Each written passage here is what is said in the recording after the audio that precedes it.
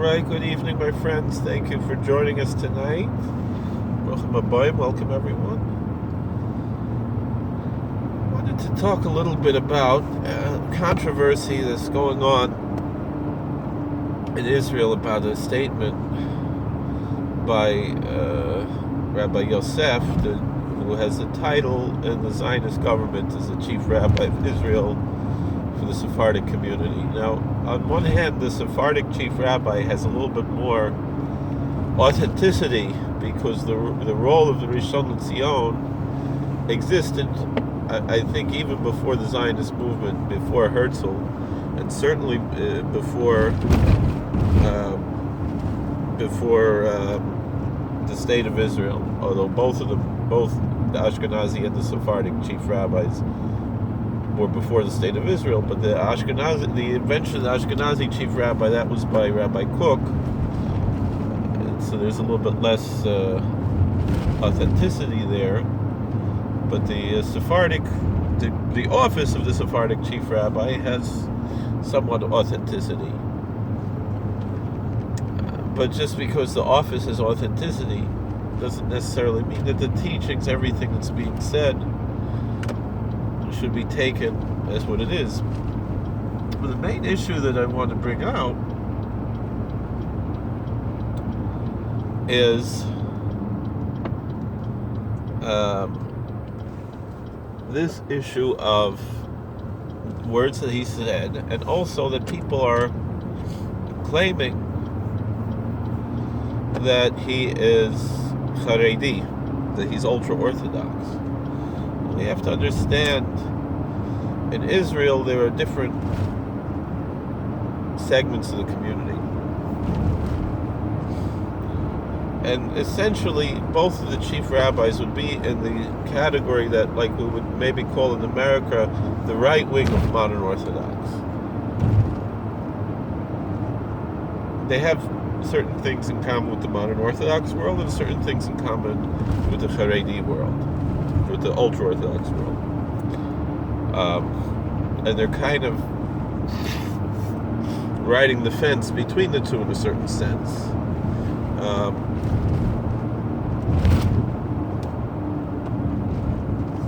Because I read one article by Rabbi Mark Angel on this subject. So Mark Angel is very liberal, modern Orthodox. I spoke to him on the phone once. A very nice person. I obviously disagree with his views on Israel, and this is the main issue that I feel that I want to bring out. So, Rabbi Angel's feeling is, and this is what really the chief rabbinate of Israel, so-called chief rabbinate of Israel, was their position in the 1950s, was along these lines, was that conversion to Judaism should be made relatively easy for someone, and really this was Rabbi Kook's view as well, for someone who is going to be an Israeli, because in the mind of the Zionists, Israel should be a Jewish state. And so ad kedei kach, a lot of the problems that we have with people who want to convert to Judaism are, some of these come from Rabbi Kook, for example. So in South America, Central America, all throughout Latin America, there's a big desire. Many people, a lot of them claim some Jewish ancestry, but they find that Judaism works for them, and they want to convert to Judaism. There are literally thousands and thousands of people in Latin America who want to convert to Judaism. There's a very strong desire in Latin America to come to Judaism. But it's not only in Latin America, you have it in Africa, not as big in Africa though, and you have it all over the world. So in Africa, you don't generally have established Jewish communities in too many places, and those that are, they're very remote, few and far between, and none of them in any way, and they're not really functioning,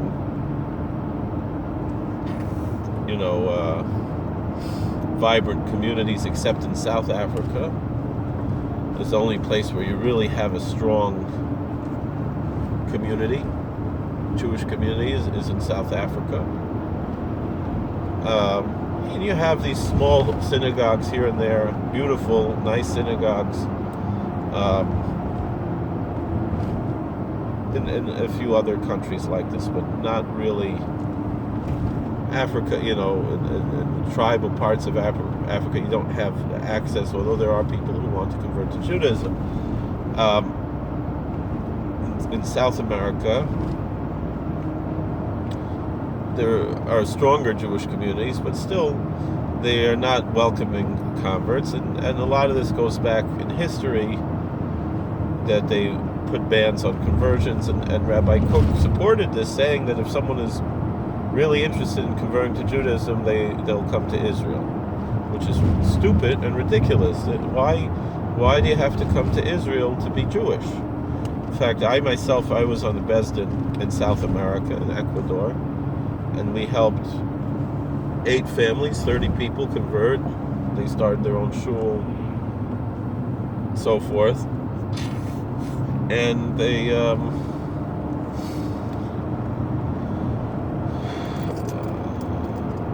although it wasn't really matzliach, but that's neither here nor there.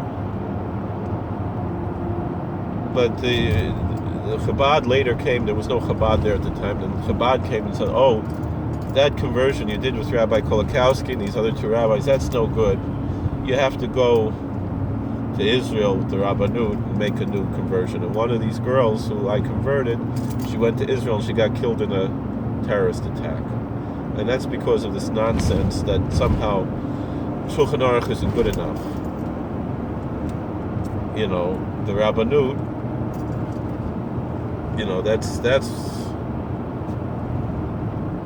that's the be-all and end-all, not what Shulchan Aruch actually says, not what Jewish law actually says. Somehow the chief rabbinate of Israel, they're not the Pope. They're not the. We don't have a Pope. We don't have a Sanhedrin, and the chief rabbi of Israel is not the Pope, and neither is the chief. The position of the chief rabbi is for those people who are a part of their congregation, and that's it. They don't have a hegemony over the whole world, as much as they pretend and imagine that they do. And they try to push their ideology. And it's really a shame. Anyway,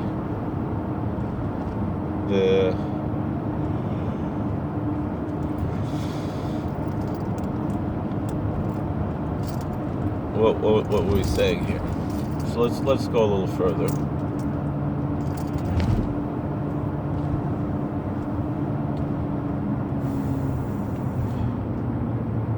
So we're talking here about these issues with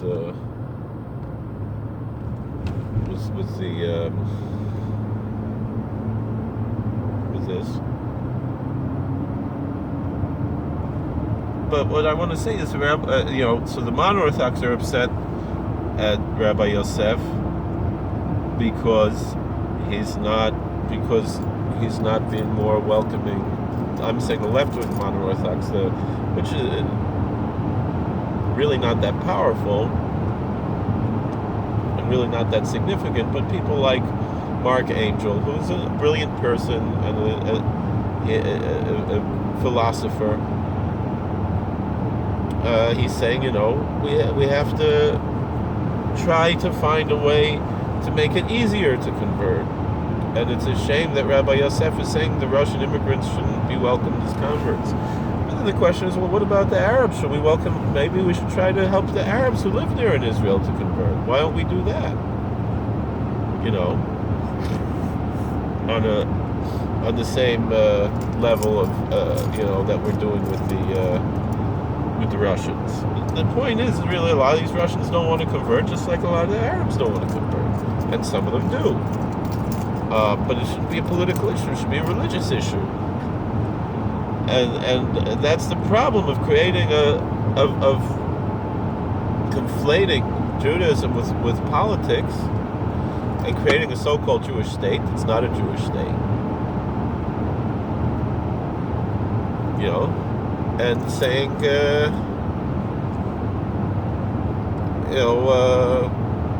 why don't these? And the thing is, the other big mistake that Rabbi Yosef said is, these people, they're communists, they're anti-religious.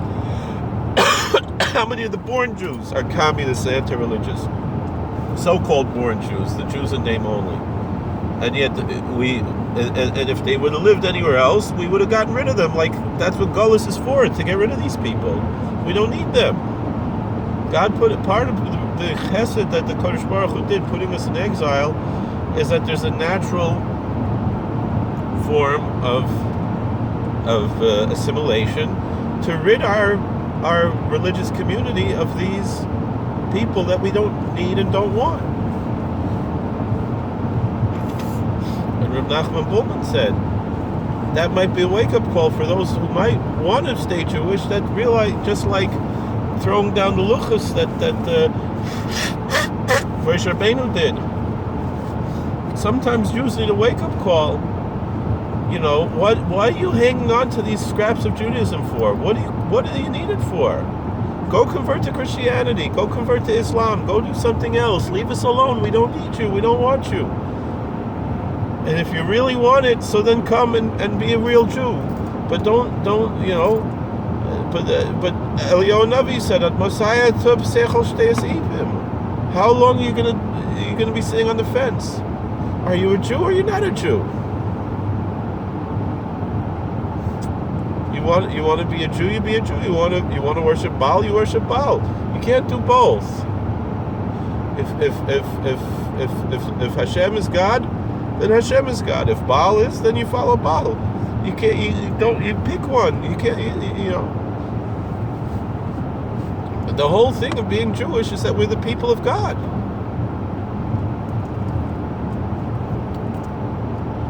And that's what it's all about. Is our devotion to the Almighty, and that's it. So now we have this Maisa where Rabbi Yosef says these people are anti-religious, but then I think I only heard it quoted once. I'm not remembering if it was a quote or was it, but he said on the other hand, they're going to church. Truth is, like my friend who's a Russian Orthodox priest says, in Israel, the Russian Orthodox churches are full because so many of these immigrants came from Russia to Israel. Now, if the Haredim were smart, they would make a religious freedom party.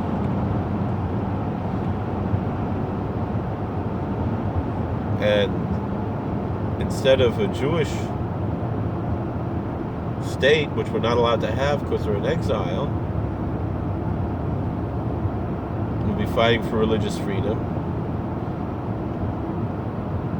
And the truth is, we have much more in common with the Russian Orthodox Christians and with the Muslims than we do with the Chilonim. And just because they happen to claim some Jewish heritage and Jewish ancestry, and they always wave in our face, what do they say? Hitler would have considered this person a Jew. Why don't you? Well, Maimonides and Shulchan Aruch, Code of Jewish Law, and the Gemara, they say that Michal Shabbos Faresi is Goy L'chol Davar. They say that Chazal say that Tzeduki, who believed in God, the Sadducees, they were Sadducee. They were not Yisrael. They were not part of Yisrael. They were not part of the Jewish people. Chazal lived very clear. Benos Tzedukim. Im Hochem B'derech Yisrael, Im Hochem B'derech Aviseim. They're not following the ways of Israel. And I don't mean the modern state of Israel. They stole that holy name from us. They stole our holy language. They stole our holy scriptures. They stole our holy land, and they stole our holy name. The Zionists are identity thieves. They really are. And these Russian Orthodox Christians, they're not anti-religious. They're not even anti-Jewish. They just want to be Christians. They have no interest in converting to Judaism. No matter what Rabbi Angel says. But they're also not anti-religious communists the way Rabbi Yosef says. They're both wrong. And the real way for us to manage this, and I'm not saying go under the hegemony of Russian Orthodox Christians. What I'm saying is that there should be a unity of religious people, Christians, Jews, Muslims, who are religious, all together in the Holy Land, saying we want religious freedom. We want to be able to be as religious as we want. We don't want the army to be drafting us, to force us to throw away our religion. Because that's what it's really about. The army's not about protecting people's lives. It's about ripping people away from their faith. In Israel. That's what it's all about. That's what the Tzahal is. It's not a defense force. It's a force to destroy Judaism. Even one Admor who I know from Yerushalayim, one Hasidic Rebbe I know from Yerushalayim, from Jerusalem, he told me he spoke to one of the chaplains in the IDF, and they told him it's impossible to really be a Shemer Torah Mitzvahs in the Tzahal. Something's going to give. And that's the point. That's their whole matorah. That's the whole goal of the IDF, is that the religious people should stop being religious. They don't need the yeshiva light in their army. What they want to do is take them away from their faith, take them away from their observance, and show them you could be Israeli. You don't have to be Jewish. Or you could be, you can water down your Judaism. You don't have to be such a fanatic. Because the Zionists are essentially Marxists, and what they care about is the collective and not the individual. And that's why I think really America is the answer.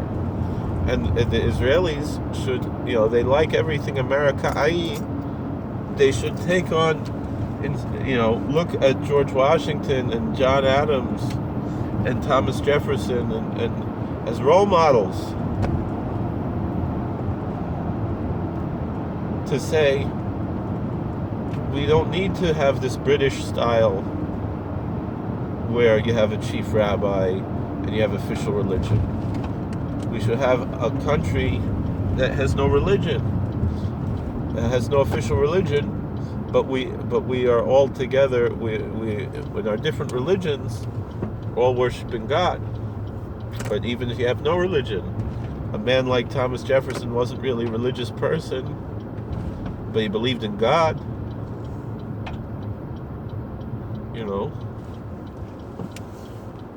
And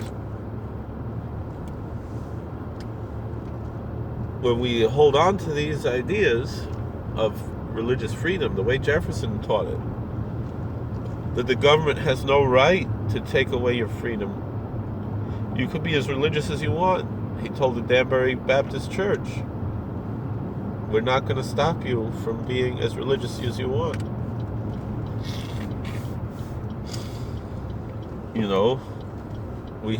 There's a wall of separation between church and state.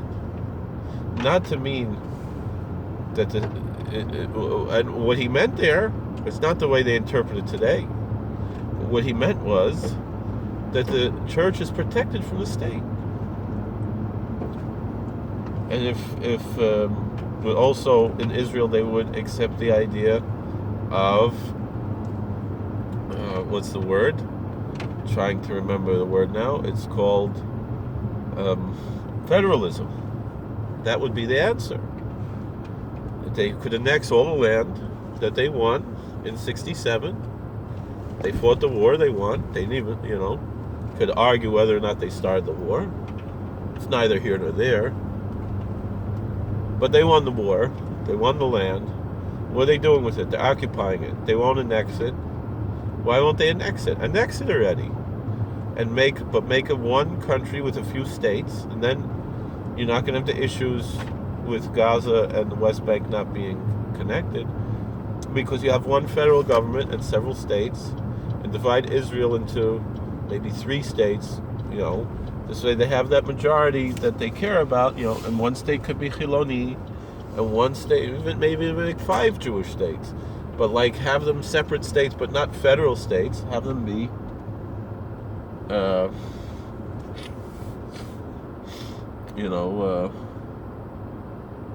have them be states like the United States. Oh, wife's not home yet. I was in such a rush to get home. And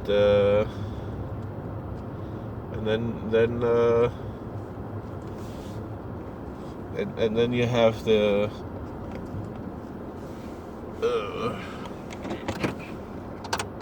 these different states, all united under a constitution. It'd be great, and the individual states could be, this is the Chiloni state, and this is the Haredi state, and this is Dati Lumi state, or even this could be Ashkenazi, this could be Sephardi, this could be Hasidish, this could be Litvish, this could be a Breslov state. I don't know, this could be a Chabad state. They could make Kfar Chabad its own state. I don't care. You divide it up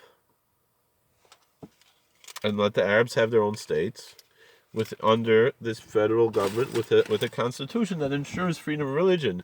Meaning, if you're going to live in one of the Arab states, you still have the right to live as a Jew. And if you're going to live in one of the Jewish states, you have a right to live Chiloni or Haredi. Could be a Muslim, it could be a Christian. Make a Christian state. Make all the different states, but divide Israel into small states, and under one federal government, federalism. Instead of having this powerful federal government, have a weaker federal government, and that's going to, I think, make shalom between everybody, because then the Haredim who don't vote won't be able to say, it's a Jewish state, I'm not allowed to vote. It's not a Jewish state anymore. The federal government is non-sectarian. But instead, everybody's fighting about, should we not let the Russians in because they're not Jewish? Should we let them in and make them Gerim? Should we do this? Should we do that? Which should we do? What difference does it make? Just let people live. Instead of looking at the collectivism, which is Marxist, which is Zionist, look at the individual. That's the American way. That's what's going to, and then you don't have to be disparaging the Russians that they're communists and they're this and they're anti-religious and this and that, when they're actually religious, but it's a different religion and it's none of your business. That's my answer, with all due respect to Rabbi Yosef and Rabbi Angel. And I'm not even going to pull the card that I'm also a rabbi, because I'm not famous like them. But this is my 2 cents. All right. Thank you for listening. God bless. Please like, share, and subscribe. Meanwhile, here in America, I can't tell you how proud I was to see Rabbi Rottenberg, Kostner Rebbe, stand in front of the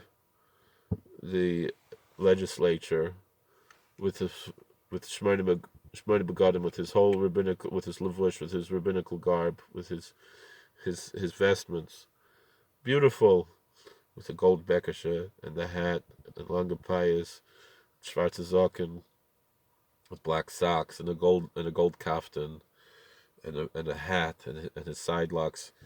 He looked like a real rabbi. It's so beautiful. That's the way it's supposed to be. And in America, we have such a radical freedom of religion in the Jeffersonian way, like Washington said from the beginning, and it doesn't matter. You can be as religious, and like Rabbi Rottenberg said, that we should protect our religious freedom, to have our education systems the way we want, with religious freedom, and not have the government boss us around, because it's none of their business. There's a wall of separation between church and state to protect the churches from the state. And these collectivists, these communists at Yafed, they want to make a collectivism instead of individualism. So, all right, God bless. Please like, share, and subscribe, comment. We'll see you later, and let's pray for peace and hope the world can find peace. God bless.